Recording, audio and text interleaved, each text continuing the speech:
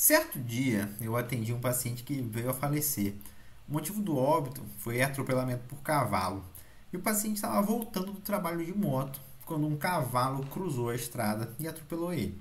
Refletindo aí um pouco sobre o ocorrido, eu lembrava das minhas aulas e dos estágios que eu tive na graduação e na residência sobre trauma, sobre como a Liga do Trauma e o próprio hospital eram envolvidos em campanhas de Maio Amarelo, das campanhas de conscientização sobre o uso de cinto de segurança, sobre dirigir com atenção, sobre não usar celular na direção para a gente ter um trânsito mais seguro.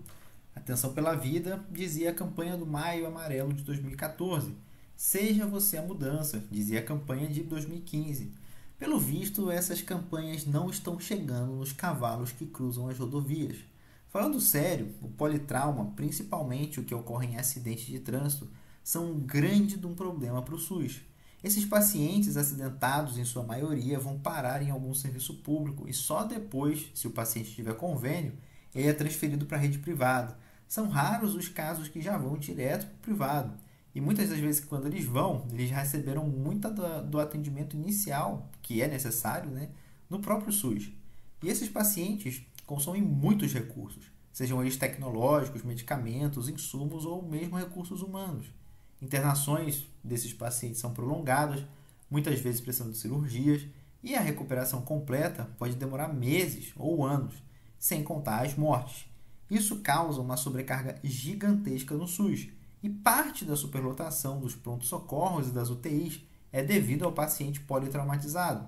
Então, pensar estratégias para a diminuição dos acidentes de trânsito é de suma importância para o SUS, para melhorar o atendimento, diminuir a demanda e, ao fim, termos uma sociedade mais saudável, mais segura, com menos mortes e feridos no trânsito. Mas será que a gente está no caminho certo ou a gente precisa recalcular a nossa rota? Nesse episódio de Defesa do SUS, eu venho te convidar para essa reflexão. Qual caminho tomar frente à crise do politrauma no Brasil?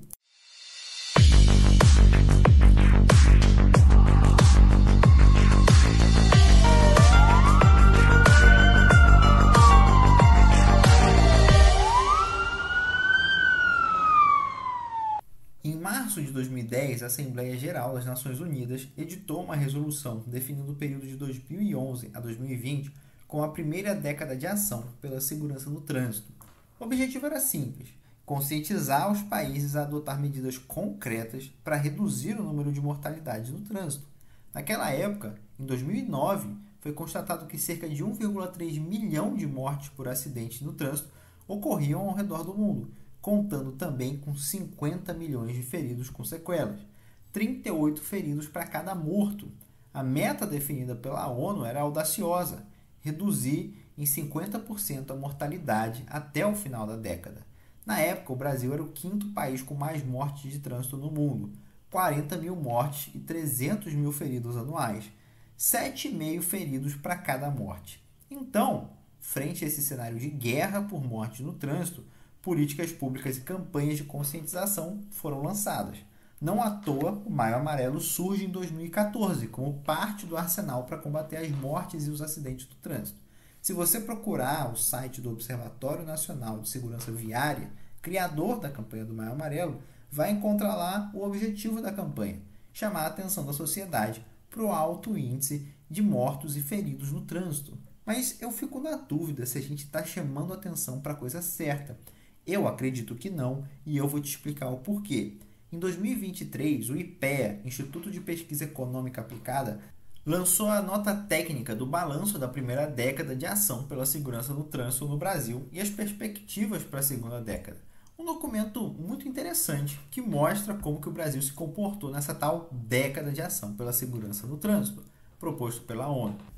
E eu já te adianto, viu? O Brasil foi mal. A ideia era analisar 2011 até 2020, mas 2020 aconteceu um negócio aí chamado Covid. Então, a análise ficou focada em 2010 a 2019. O que a nota técnica mostra é que do período de 2010 a 2019, a gente teve 392 mil mortes decorrentes de acidente de trânsito. Isso envolve atropelamento, acidente com bicicleta, moto, carro, caminhonete, caminhão, ônibus e alguns outros. Vale lembrar, estamos falando de morte. Considerando que temos uma taxa aí de 7,5 acidentados com sequela para cada morte, potencialmente a gente está falando de quase 3 milhões de acidentados. Houve um aumento absoluto de 13,5% nas mortes. Considerando que a população cresceu nesse período, o aumento de mortalidade foi de 2,3%. Um aumento de qualquer forma, considerando que a meta da ONU era reduzir em 50%. A gente não diminuiu nem 20%, nem 10%, nem 2%. A gente aumentou. Mas qual é a modalidade que mais mata no trânsito? Se você chutou moto, você acertou. Para você ter uma ideia, o aumento foi de 103,6% nas mortes por acidente com moto, quando se compara a década de 2000 a 2009 com a década de 2010 e 2019.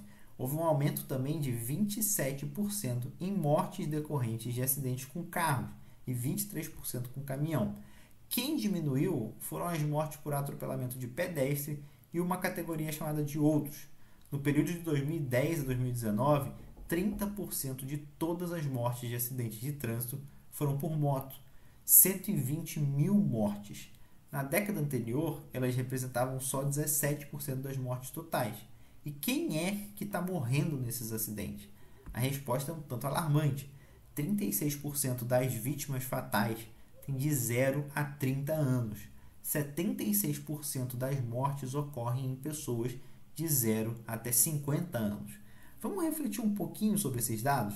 Olha só, quem morre é a população que vai entrar ou que já está na idade produtiva, ou seja, aquelas pessoas que podem trabalhar. São essas pessoas, principalmente, que realizam a produção no Brasil, seja na indústria, no comércio, no campo ou no setor de serviços. São essas pessoas que fazem grande parte da economia do nosso país girar, as principais responsáveis, eu diria. E essas pessoas que morrem e se acidentam não são seres isolados, são pessoas que vivem em comunidades e que constituem famílias. Então, a gente está falando de mortes e acidentes com sequela que têm impactos multifacetados. Como assim? Um homem ou uma mulher em idade produtiva que morre em um acidente de trânsito desestrutura toda uma rede familiar. É uma renda fruto do trabalho que some, evapora. Como a maior parte dos brasileiros hoje são trabalhadores precarizados, a chance de que haja alguma compensação financeira para a família do falecido é pequena, ainda mais considerando o fim do DPVAT, que a gente vai falar mais para frente. Uma família inteira perde uma fonte de renda. Aquele caso que falei no começo, um paciente que morreu sendo atropelado por um cavalo, estava voltando do trabalho, era alguém em fase produtiva. Além disso, além da perda financeira, a gente tem que levar em conta o sofrimento emocional e psicológico da família que perde um ente querido. Passando por uma análise do individual para o coletivo, a gente está falando por ano de cerca de 37 mil mortes e com aquela conversão de 7,5 feridos para cada óbito, são 277 mil feridos. Considerando os óbitos e os feridos, temos mais 300 mil acidentados por ano. E não é todo óbito que acontece imediatamente. Muitos desses óbitos vão parar nos hospitais. Todos esses pacientes são pacientes críticos que demandam muitos recursos. Por exemplo, um politrauma grave que chega em um pronto-socorro vai precisar de muito recurso humano para tratá-lo, até mesmo antes de chegar no pronto-socorro com a ambulância. Vai precisar de transfusão de sangue, de cirurgia de grande porte, muitas das vezes, de leitos de UTI, intubação, ventilação mecânica, próteses metálicas ortopédicas, tudo isso com grande custo e sobrecarga para o SUS. Os pacientes que sobrevivem e ficam com sequelas, muitas vezes podem ter recuperações lentas, considerando que necessitam de fisioterapia motora e outros suportes multiprofissionais que não são de fácil acesso no SUS. E com a precarização do trabalho, fica difícil pagar no particular. Esses pacientes, que antes eram saudáveis fisicamente, agora podem se tornar PCD e vão ter mais dificuldades em se reinserir no mercado de trabalho e até mesmo de ter acesso a uma vida digna, vide que nosso país não é muito acessível para PCD. O sofrimento físico e emocional, eles são intensos, não podem ser desconsiderados. E a perda financeira também. O impacto financeiro é tão intenso quanto. Segundo a nota do IPEA, entre 2010 a 2019, houve cerca de 4,33 internações no SUS para cada morte no trânsito. Então, essa demanda é real, essa sobrecarga que o SUS sofre é real. Em termos de despesa, o SUS nesse período de 10 anos gastou quase 4 bilhões de reais com essas internações, cerca de 400 milhões por ano. 60% das ocorrências e gastos do SUS com internação foram com acidentados de motocicleta. Então, a gente não pode subestimar o impacto financeiro que os acidentes de trânsito têm na nossa sociedade. O IPEA calcula que esses acidentes têm custos superiores, presta atenção, superiores a 50 bilhões de reais por ano. Vou repetir, 50 bilhões de reais por ano. E pior, o principal componente desse custo não é o gasto com o SUS nas internações desses pacientes. É perda de produtividade. É aquilo que eu estava comentando. São pessoas que morrem em idade produtiva. Elas somem do mercado de trabalho. Elas deixam de produzir, deixam de gerar renda, deixam de consumir e de fazer a economia circular. Então, eu reforço, o sofrimento e as perdas estão em todos os aspectos da vida. Social, emocional, financeiro e todos que você conseguir imaginar. Mas tem um detalhe a mais em quem morre. 60% das vítimas fatais foram pessoas com menos de 7 anos de estudo, ou seja, não completaram o ensino fundamental. A escolaridade pode ser utilizada como uma estimativa de renda, então a gente pode supor que os acidentes de trânsito no Brasil afetam principalmente as pessoas mais frágeis economicamente. E é aqui que a análise material da realidade brilha. Vem comigo. Lembra que eu falei do ciclo econômico da doença alguns episódios atrás? Vamos recapitular. Uma pessoa com um trabalho precário tem um salário de fome, de miséria, que faz com que sua moradia seja precária, sua vestimenta seja precária, sua alimentação seja precária, e isso leva a uma saúde precária. Essa pessoa adoece e, quando ela adoece, ela tem menos condição de trabalhar. Logo, seu trabalho se torna mais precário, o que precariza ainda mais suas condições de vida, levando a mais doença e gerando um ciclo vicioso.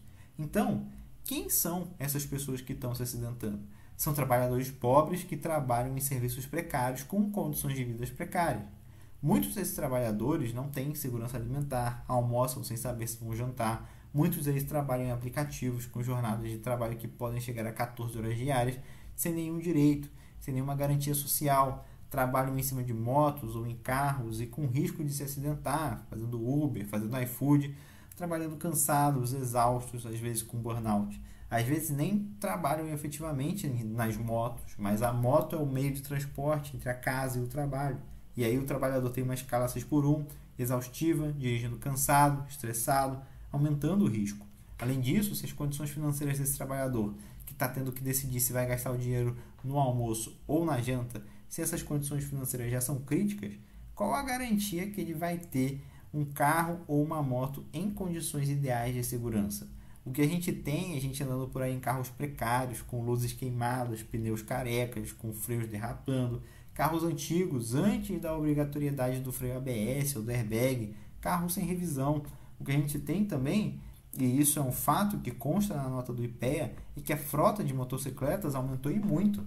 Nos últimos 20 anos, o número de motocicletas circulantes cresceu mais de 12 vezes no Norte e Nordeste, regiões onde temos a maior mortalidade de acidentes sendo composta por moto.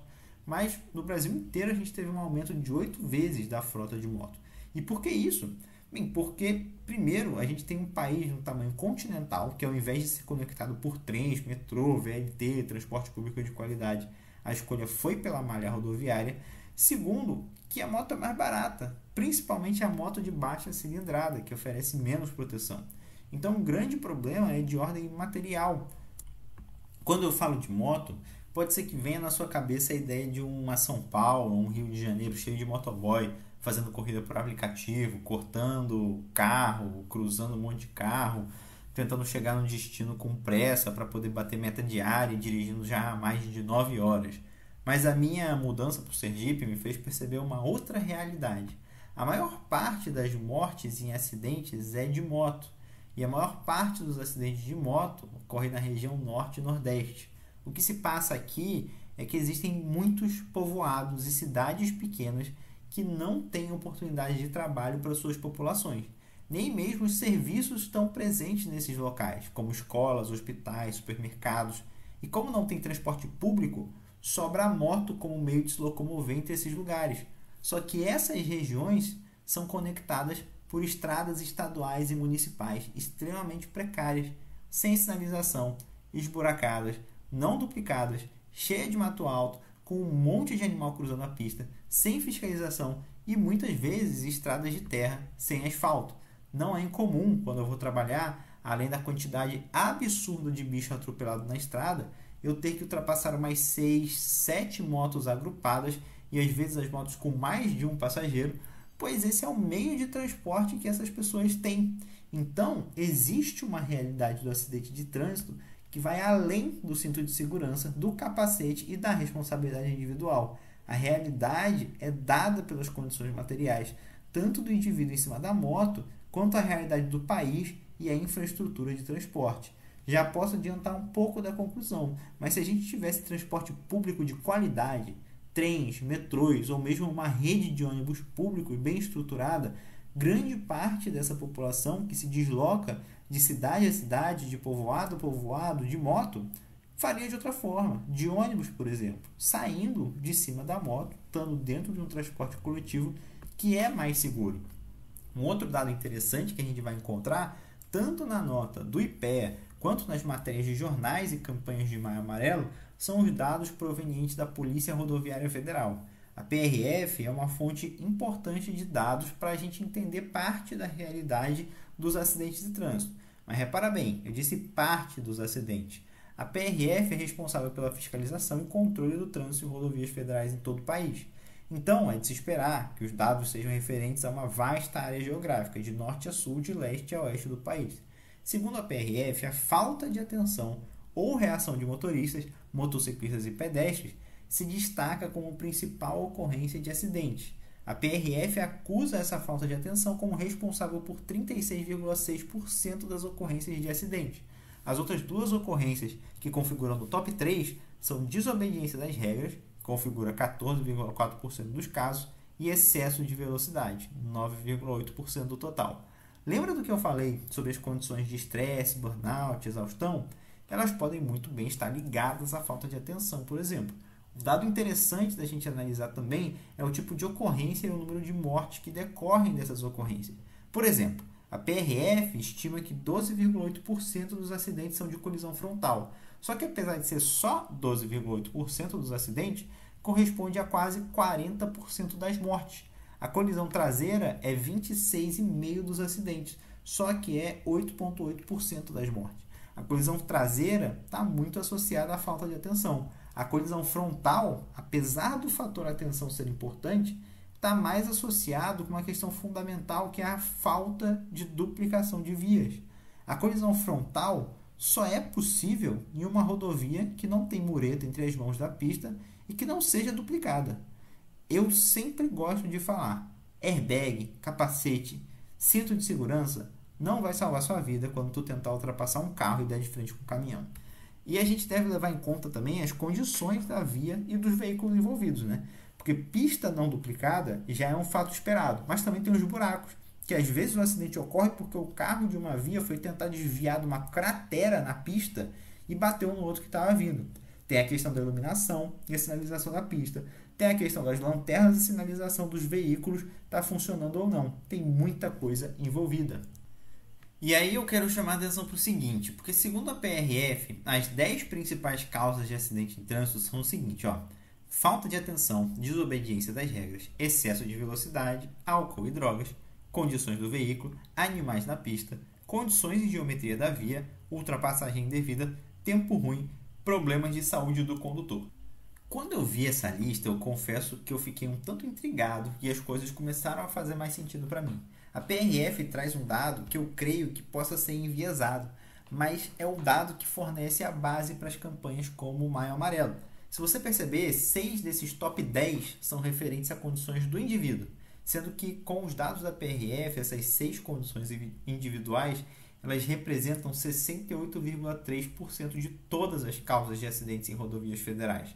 A interpretação desses dados faz com que as campanhas sejam voltadas para uma orientação individual. Todas as campanhas do Maio Amarelo são assim.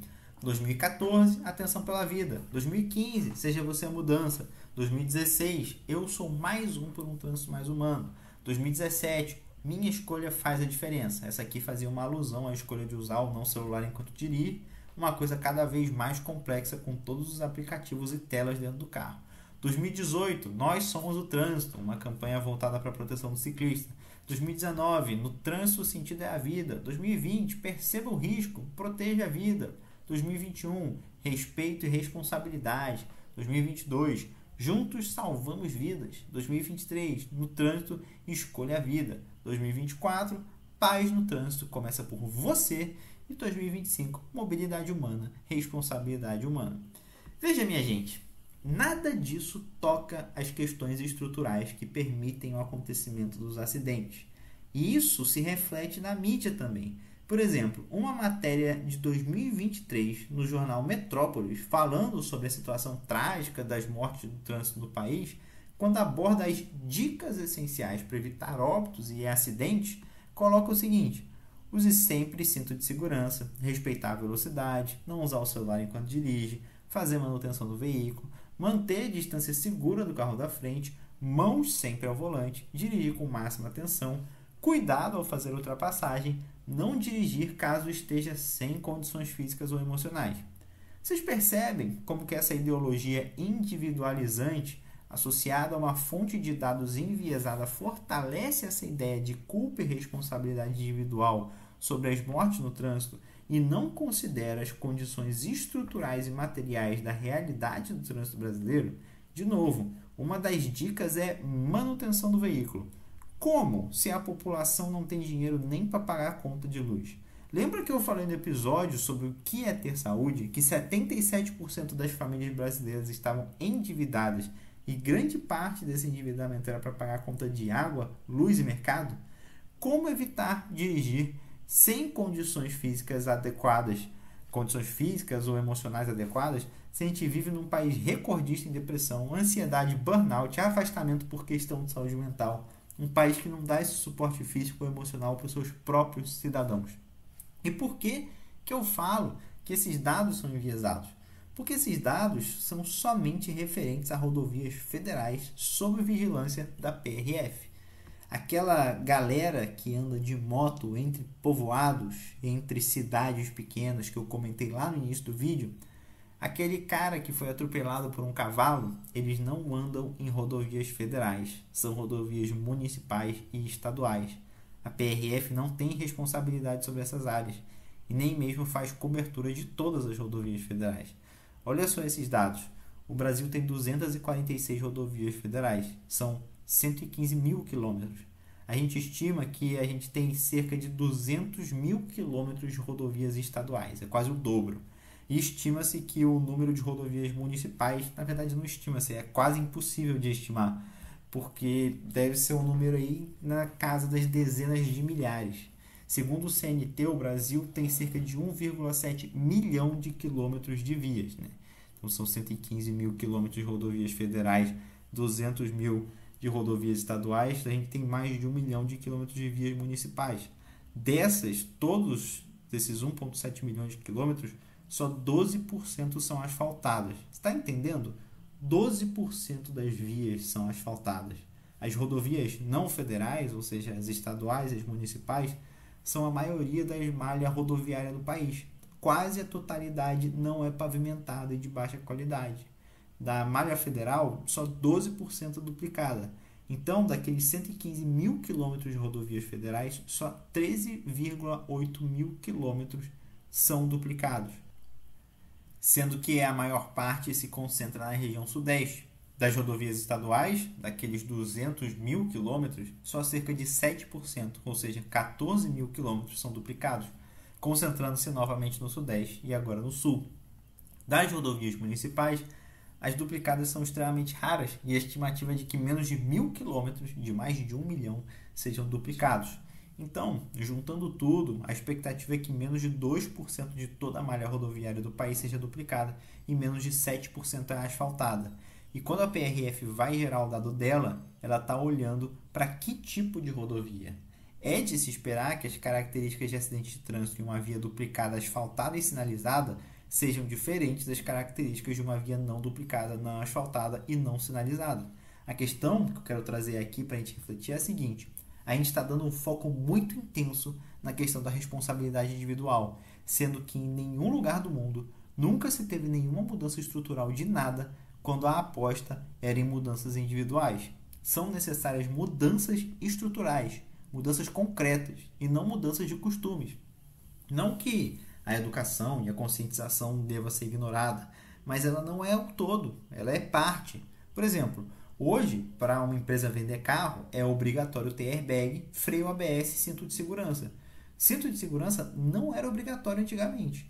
Imagina uma campanha de conscientização falando o seguinte: na hora de comprar teu carro, escolha-o com cinto de segurança. Concorda comigo que essa não é a melhor solução? A solução é passar uma lei que não só obrigue o uso do cinto, como obrigue a fabricação do carro com o cinto de segurança. Agir em cima da questão concreta, da questão estrutural, e não só da parte moral dos costumes, é a base para uma mudança no perfil dos acidentes. Quando estamos debatendo mortes por colisão frontal, eu posso facilmente falar: olha, tenhamos mais cuidado nas ultrapassagens, sejamos mais conscientes para evitar esse tipo de acidente. Mas isso coloca a responsabilidade sobre o indivíduo. Cada um cuida da sua vida. E se o condutor não estiver em condições? E se o carro que estiver vindo na outra via estiver mal sinalizado e está se dirigindo à noite? E se a via for esburacada e o motorista for forçado a ir para uma outra faixa para escapar de outro acidente ou desviar de um animal? Concorda comigo que a solução mais eficaz é a duplicação das vias, asfaltar as vias, sinalizar as vias, colocar mureta entre as duas mãos? Eu via tanto no Rio de Janeiro, como eu vejo agora em Aracaju, muita gente atravessando a pé as rodovias. Eu posso ter uma atitude de falar: olha, atravesse com atenção, cuidado. Ou eu posso cobrar do prefeito ou do governador que sejam construídas passarelas. O que você acha que é melhor para evitar as mortes e os acidentes? Ah, Adriano, então você está falando que o Maio Amarelo e as campanhas de conscientização não servem de nada. Não, não é isso. Eu digo que elas são insuficientes quando feitas sozinhas. Antibiótico sozinho resolve sepse? Não, é parte do tratamento, mas é insuficiente. Significa que eu vou jogar fora então o antibiótico? Não, eu associo com outras terapias. Essa é a minha proposta. Por que as campanhas não abordam esses temas estruturais? Por que não são usadas como meios de pressionar os políticos a investir na infraestrutura brasileira? Por que somos vítimas de uma escolha política do século passado que privilegiou o transporte rodoviário e não o ferroviário, e isso até hoje não mudou? Por que nosso país não tem capacidade de produzir trens e ferrovias, uma tecnologia que tem mais de 200 anos de existência? Existem aí questões estruturais que vão além do cinto de segurança e da atenção na pista. Por que convivemos com estradas chamadas de rodovias da morte e nenhum político ou governo se propõe a resolvê-las? Por outro lado, se queremos melhorias da condição de saúde mental do motorista, então isso passa por dar apoio aos entregadores e motoristas de aplicativo que lutam por melhores condições de trabalho. Isso passa por combater a escala 6x1 e melhorar a vida do trabalhador que está se locomovendo de moto ou de carro da casa para o trabalho e do trabalho para casa. Isso passa por lutar por um transporte coletivo público de qualidade, para que os cidadãos tenham essa opção. Saiu um dado que, pela primeira vez na história, tem mais gente usando transporte individual do que coletivo na cidade de São Paulo. Como que isso reflete no número de acidentes? Será que não deveríamos estar investindo na infraestrutura do transporte público coletivo de qualidade justamente para reduzir o número de pessoas usando transporte individual como moto e carro? Se você digitar no Google comparação metrô Rio de Janeiro e Xangai, você vai ver que o metrô do Rio de Janeiro, desde a década de 90 até agora, não mudou. Xangai não tinha metrô na década de 90 e agora é maior do que o de São Paulo. Nossas cidades têm condição para acolher ciclistas? Tem ciclofaixa ou eles têm que andar junto dos carros, motos, ônibus no meio da rua? Então, minha gente, o debate vai além dessa questão, além da parte individual, além de uma questão de costumes, de prestar atenção, de escolher a vida no trânsito. E a gente deveria estar usando as campanhas e os dados alarmantes de mortes no trânsito para pressionar os políticos para resolver a situação de forma estrutural. A campanha do Maio Amarelo de 2025, Mobilidade Humana, Responsabilidade Humana, está dizendo o seguinte no site: a verdadeira mobilidade humana se constrói quando todos se sentem seguros e respeitados. Eu me sentiria seguro e respeitado se as estradas municipais e estaduais que eu pego fossem duplicadas, sem buracos e iluminadas. É pedir muito isso? E aí você pode me falar, Adriel, mas é muito caro fazer isso, vai ter que gastar muito dinheiro e o país vai quebrar. Muito caro, será? Será que não sai mais barato do que aqueles 50 bilhões de reais que o Brasil perde por ano com as mortes no trânsito? Será que é muito caro quando levamos em conta todos os recursos que são utilizados ano após ano para atender esses pacientes que poderiam não se acidentar se as mudanças estruturais fossem feitas? Sem contar o preço da vida humana, né, que parece que anda muito barato. Muito se fala de responsabilidade fiscal, mas será que é responsável, economicamente falando, deixar as rodovias nas piores condições possíveis, alegando que não tem dinheiro para melhorar elas, e aí as pessoas vão morrendo dia após dia, ano após ano, causando mais prejuízo econômico do que se as vias estivessem renovadas? Fica aí a questão. E aí a gente chega na parte final do episódio, aquela que a gente fala mais diretamente sobre o SUS. Acabou o DPVAT. Lembra que eu falei que em 10 anos o SUS gastou para atender os acidentes de trânsito cerca de 4 bilhões de reais? O DPVAT, danos pessoais causados por veículos automotores de via terrestre, era um seguro de caráter social, um imposto que a gente pagava todo ano junto com o IPVA. A finalidade do DPVAT era indenizar vítimas de acidentes de trânsito, fossem elas motoristas, passageiros ou pedestres. Ora, a pessoa sofre um acidente, vai ficar sem condições de trabalhar por um tempo devido à repercussão e aí ela teria uma seguridade social. O DPVAT, que pagaria um valor mensal para ajudar ela economicamente. 50% do DPVAT ia para pagar vítimas de acidentes, 45% ia para o SUS e 5% ia para financiar as atividades do Denatran. De 2010 a 2019, o DPVAT arrecadou cerca de 66 bilhões de reais, sendo que quase 30 bilhões foram para o SUS, 3 bilhões por ano em média. Em 2019, o DPVAT indenizou 273.667 pessoas acidentadas por motocicletas e 58.109 pessoas por carro. Só que, em 2019, o governo federal reduziu em 60% o valor do DPVAT, deu um desconto aí na hora de você pagar os impostos do seu carro. E agora, em 2024, bem recente, o Congresso votou por acabar com o DPVAT, anunciando que era uma vitória para o povo que vai ter que pagar menos impostos. Meus caros, esse podcast é um convite para que a gente saia da análise simples e vá para a complexa. Tem muita gente falando baboseira por aí, dizendo que imposto é roubo e todo imposto é ruim. Tá bom, ficar pagando coisas e não ver retorno é um saco, eu concordo. Parece mesmo roubo, mas eu estou aqui tentando te mostrar que o retorno que o DPVAT dava era importante. Ele literalmente era parte do financiamento do SUS, que já é subfinanciado, não é como se a gente tivesse com dinheiro transbordando do SUS, e ele dava uma ajuda considerável para as vítimas de acidentes de trânsito. Não tem mais isso. Acabou. Acabou o repasse para o SUS, acabou a Seguridade Social para os acidentados. Isso foi um golpe violento do nosso sistema de saúde, que passou no Congresso sem nenhum debate público e passou disfarçado de defesa dos interesses do povo, quando é justamente o contrário.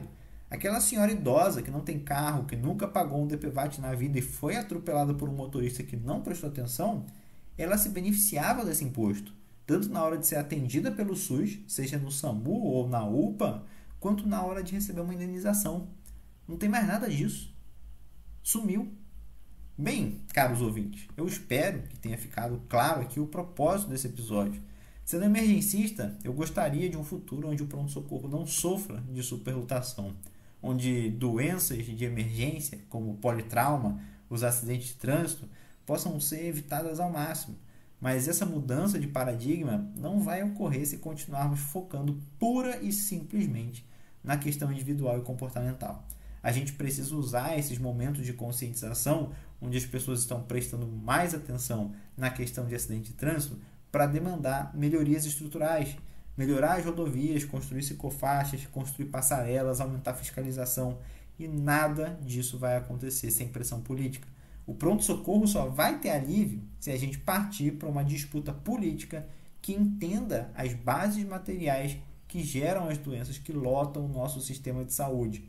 E nesse episódio, eu humildemente tentei expor para vocês as bases materiais que geram o paciente politraumatizado do acidente de trânsito. É isso que eu tinha para falar hoje para vocês. Espero que tenha ajudado aí em alguma forma de conscientização. E não se esquece de me seguir no Instagram, na @adrielpa94. Até a próxima.